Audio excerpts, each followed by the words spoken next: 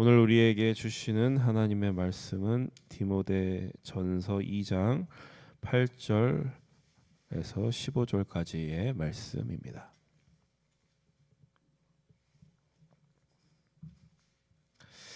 디모데전서 2장 8절에서 15절까지의 말씀을 함께 봉독합니다. 그러므로 각 처에서 남자들이 분노와 다툼이 없이 거룩한 손을 들어 기도하기를 원하노라. 또 이와 같이 여자들도 단정하게 옷을 입으며 소박함과 정절로서 자기를 단장하고 따은 머리와 금이나 진주나 값진 옷으로 하지 말고 오직 선행으로 하기를 원하노라. 이것이 하나님을 경외한다 하는 자들에게 마땅한 것이니라. 여자는 일체 순종함으로 조용히 배우라. 여자가 가르치는 것과 남자를 주관한 것을 허락하지 아니하노니 오직 조용할지니라. 이는 아담이 먼저 지음을 받고 하와가 그 후며 아담이 속은 것이 아니고 여자가 속아 죄에 빠졌음이라. 그러나 여자들이 만일 정숙함으로써 믿음과 사랑과 거룩함에 거하면 그의 해산함으로 구원을 얻으리라. 아멘. 오늘 본문 말씀은 조금 민감한 주제이기도 하고 성경의 난제 가운데 하나로 알려져 있는 말씀입니다. 민감한 주제인 것은 여러분들도 아시다시피 이 말씀이 이제 교회 안에서 여성의 역할을 좀 제한하고 또 여성의 권리를 침해하는 것처럼 보이기 때문에 그렇습니다. 근데 이제 이러한 시각에서 접근을 하면은 오늘날과 같은 그 남녀 평등의 가치가 중요하게 여겨지는 그런 시대에는 조금 동떨어진 그런 내용이다 이렇게 우리가 생각할 수도 있습니다.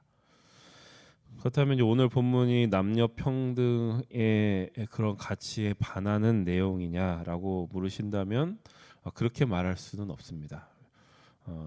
왜냐하면 이 디모데전서 2장 전체를 놓고 보면은 계속 반복되고 있는 표현이 뭐냐면 모든 사람을 위하여 이런 말이 반복됩니다.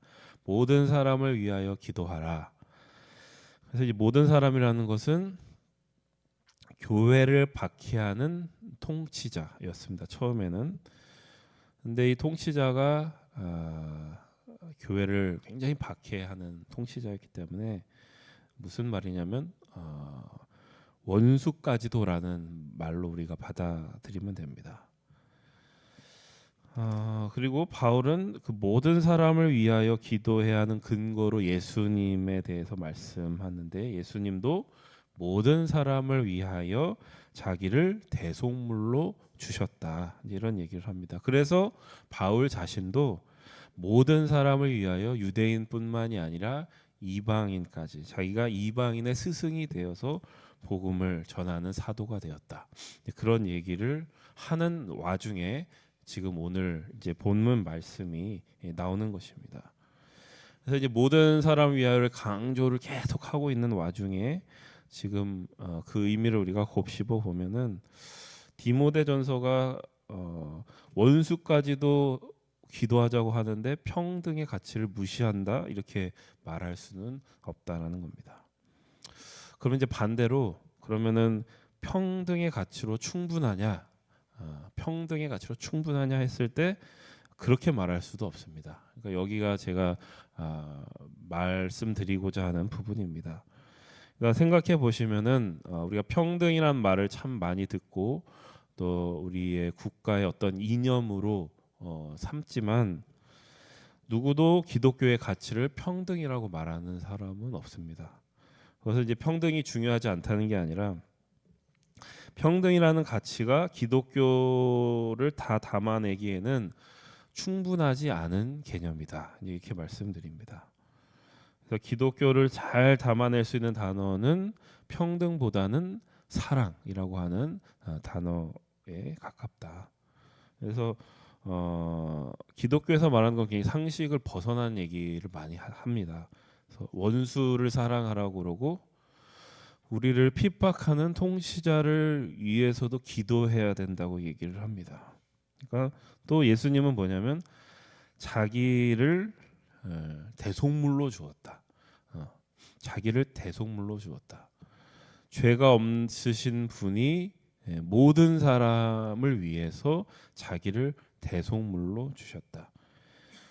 그러니까 이런 것들은, 이러한 사실들은 평등이라는 말로는 사실은 해석되지도 않고 평등이라는 말로는 이해할 수도 없는 이제 그런 얘기입니다.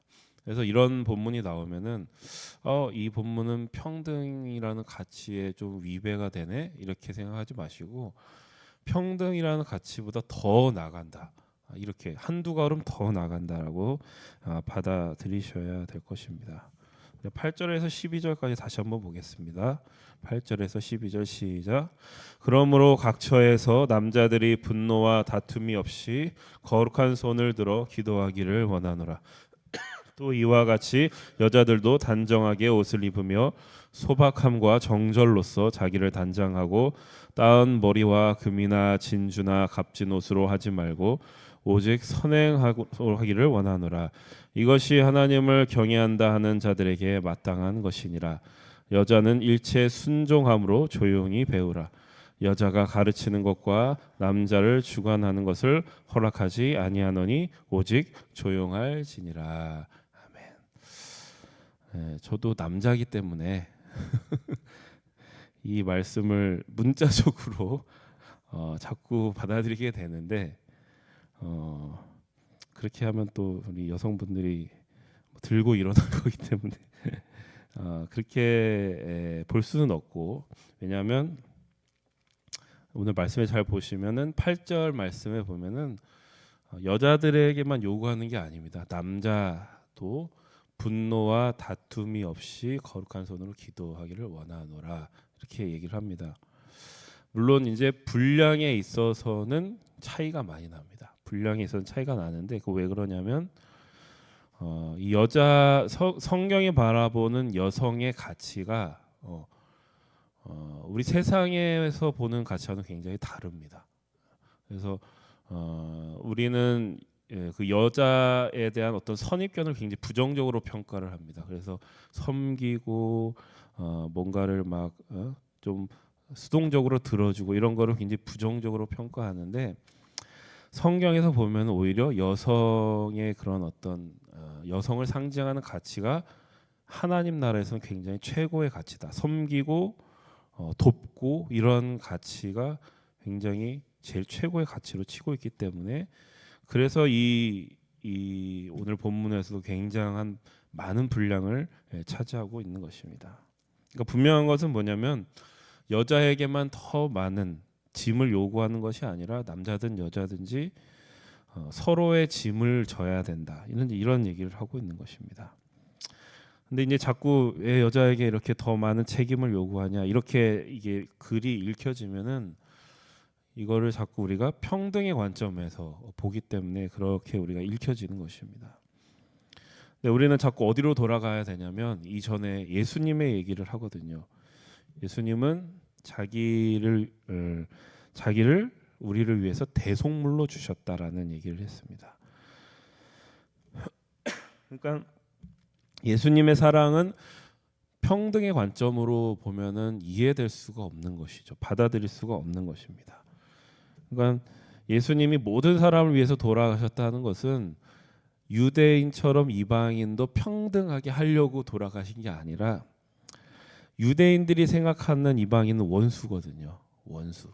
그 원수까지도 끌어안으시는 그 사랑 때문에 십자가를 지셨다라고 얘기를 하는 것입니다. 그래서 이제 오늘 말씀에 보시면은 접속사를 잘 보셔야 되는데요. 그냥 여자에게 이렇게 해라, 남자에게 이렇게 해라 명령만 나오는 게 아니라 8절을 보시면은 그러므로 이렇게 나오죠. 앞에 내용을 기준으로 그러므로 이렇게 하라. 그리고 9절에 보면은 이와 같이 이렇게 돼 있죠. 이와 같이 남자들에게 요구했던 것과 같은 원리로 같은 기준으로 이렇게 요구를 하고 있다라는 것에 우리가 잘 눈여겨 보셔야 됩니다. 그러니까 우리가 무슨 행동을 하고 바울이 이 에베소 교인들에게 또 디모데에게 명령하는 그 근거가 뭐냐면 평등이라는 가치가 아니라 예수 그리스도의 사랑, 예수 그리스도를 통해서 드러난 하나님의 사랑을 근거로 명령하고 있다라는 사실에 우리가 초점을 맞춰야 됩니다. 요즘에 그 결혼하는 사람들의 얘기를 들어보면 저보다 어린 사람들의 그 문화가 옛날하고 굉장히 많이 달라졌다고 하는데 그 중에 하나가 이제 생활비 통장을 만드는 것이라고 합니다. 그래서 통장을 하나 만들어 가지고 거기다가 반반씩 넣는데요. 그래서 그걸 이제 공금으로 해서 이제 같이 쓰는 거를 그걸로 지출을 한다라고 합니다. 그리고 집안일도 딱딱 반반으로 이렇게 나누어서 분배를 해서 이렇게 산다고 합니다. 근데 이제 이혼 전문 변호사가 어디서 나오는 한 말을 좀 들어보니까 그 이혼을 하는 많은 이유 가운데 요즘 젊은 사람들이 이혼하는 이유 중 하나가 바로 그 생활비 통장 그리고 집안일의 분배 이 일 때문에 이혼을 굉장히 많이 한다고 해요. 그래서 모르겠습니다. 저도 좀 옛날 사람이 돼서 그런지 몰라도 그렇게 반반씩 할 건 뭐하러 결혼을 해서 사나 막 그런 이제 생각이 이제 들었습니다. 이게 저도 결혼 생활을 하다 보면은 한 사람에게 너무 많은 짐이 가는 거는 문제거든요. 그래서 그렇게 사는 게 굉장히 좋은 측면도 있지만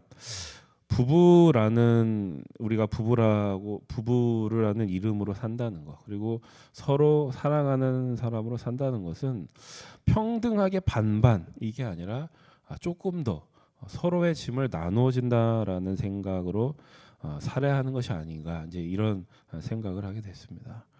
그러니까 지금 바울이 에베소 교회를 향해 하고 싶은 말도 그것이 아닐까.